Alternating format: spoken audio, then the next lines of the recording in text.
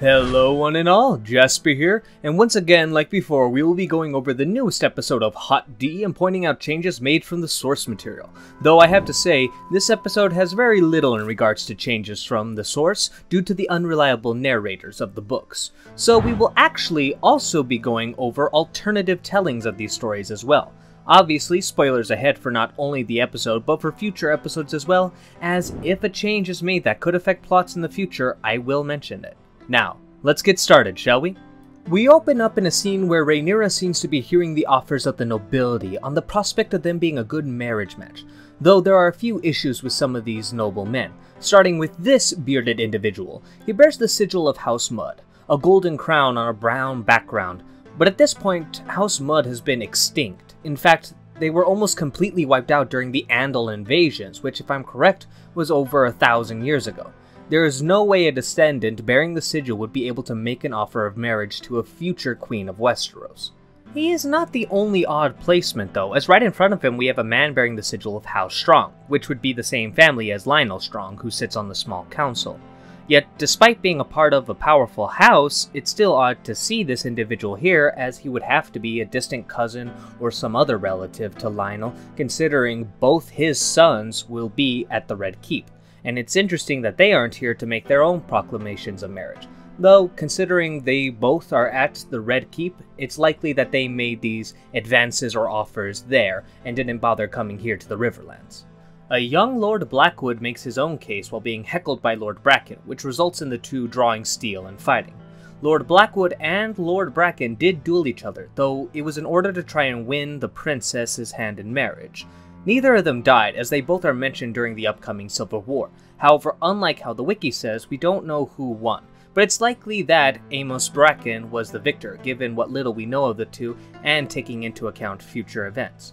Though what we see here cannot really be counted as a duel, but at least we all learned an important lesson. Never bring a dagger to a sword fight. Rhaenyra seems to cut her Tinder tour a little early, as in the books, she still visited the Western Lands and the Reach after the Riverlands. As she sails back to the Red Keep, we see Daemon Targaryen being a bit of an asshole to this boat for no good reason, and eventually present himself to the king. He implies that he has won the Stepstones. The truth of the matter is that the war was not at all over, as the Triarchy was still fighting against Daemon and Corlys over the islands when he returned to King's Landing. Though I am willing to interpret this as Daemon being overconfident or simply lying, rather than this being an outright change from the books. Also, Viserys kissed Daemon on both cheeks. Yes, this is important to mention.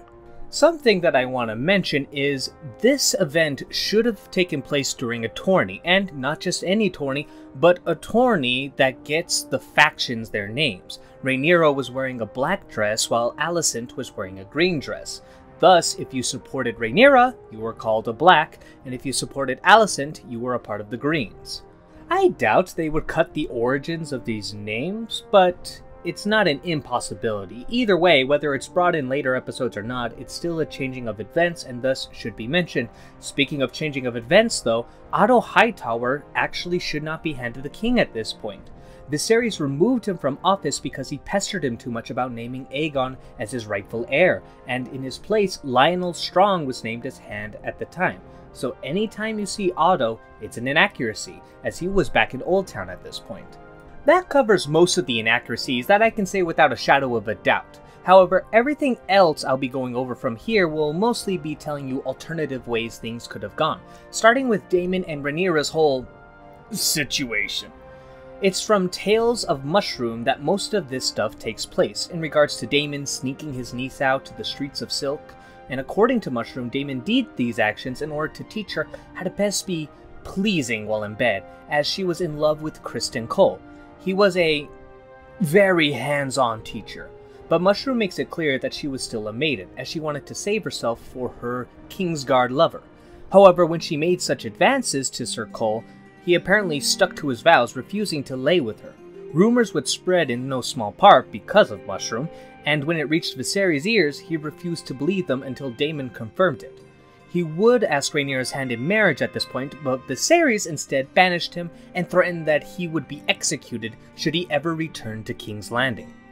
Another tale told to us by a Septon is much less debaucherous, and is much quicker.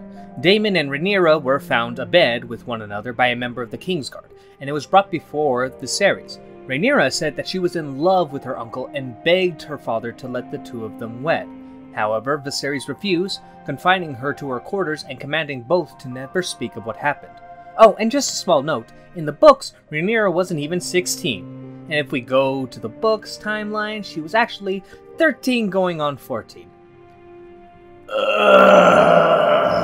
It could be so hard to be a Game of Thrones fan sometimes. George! Please, age up your characters! Not even our own history has this much child diddling! Anyways, some of you may be wondering why I did not bring up Kristen and Rhaenyra's love scene as an inaccuracy, since all the situations I mentioned pretty much put it plainly that the two did not fuck.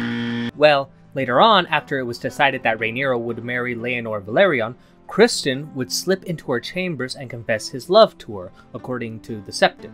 But it was her who turned him down, while Mushroom says that Rhaenyra tried one last time to seduce him, but was again turned down. So there is source material that hints at one-sided romance, but in a way this situation takes pieces of both rumors.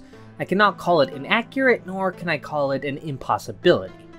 With that said, that is everything the show has that I felt needed to be gone over. I hope you all enjoyed.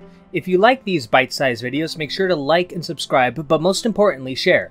When I share my own videos, I'm a sad creator trying to force his work on others, but when you all do it, then you're supporting an underdog creator.